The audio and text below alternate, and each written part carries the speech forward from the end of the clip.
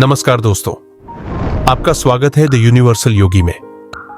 कभी आपने सोचा है भगवान जब किसी की पुकार सुनते हैं तो क्या वो खुद सामने आकर मदद करते हैं या फिर हम जैसे साधारण इंसानों को अपना साधन बना लेते हैं? सच यही है दोस्तों, भगवान किसी की मदद करने के लिए हमें भी चुन सकते हैं। हमारे छोटे से काम, हमारी दया, हमारी करुणा कभी कभी किसी और की जिंदगी में भगवान की कृपा बनकर पहुंच जाते हैं। आज की यह कहानी इसी गहरी सच्चाई को उजागर करती है। यह कहानी है एक साधारण इंसान की जो जाने अनजाने एक छोटे से बच्चे के लिए भगवान का रूप बन गया।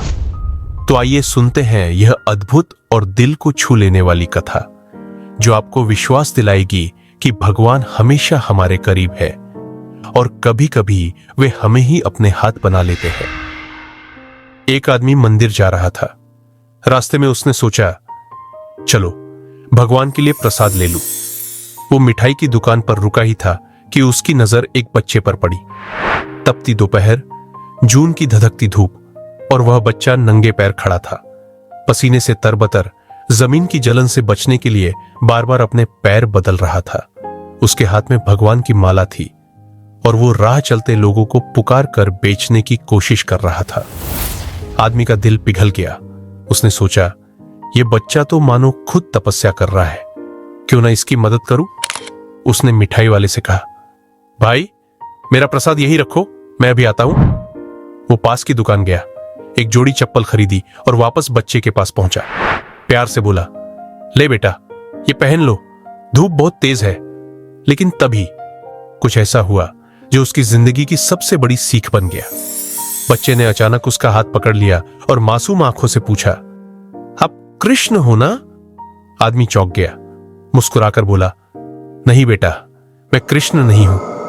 लेकिन बच्चा मान ही नहीं रहा था। सच सच बताइए, आप ही कृष्ण हैं, मैं किसी को नहीं बताऊंगा। आदमी बार बार समझाता रहा, नहीं बेटा, मैं कृष्ण नहीं हूं। तभी बच्चे की आंखों में एक अद्भुत चमक आई।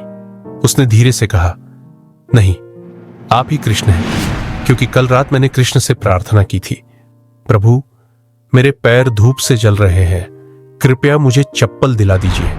और आज आप मेरे लिए चप्पल लेकर आए, तो आप ही कृष्ण हैं। आदमी के रोंगटे खड़े हो गए, उसकी आंखों से आंसू बह निकले। गले रुंधे स्वर में बोला, नहीं बेटा, मैं कृष्ण नहीं हूं। लेकिन शायद कृष्ण ने कहा कि मैं तुम्हें चप्पल दूं, तो समझ लो मैं उनका दोस्त हूं।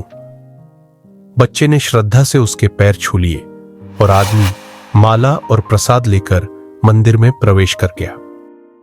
दोस्तों, इस छोटी सी घटना में भगवान का सबसे बड़ा रहस्य छुपा है। वे कभी किसी मूर्ति तक सीमित नहीं रहते। वे कभी भी किसी भी रूप में हमें मिलने आते हैं, कभी मासूम बच्चे की आंखों से, तो कभी हमारे छोटे से दयालु कर्म से।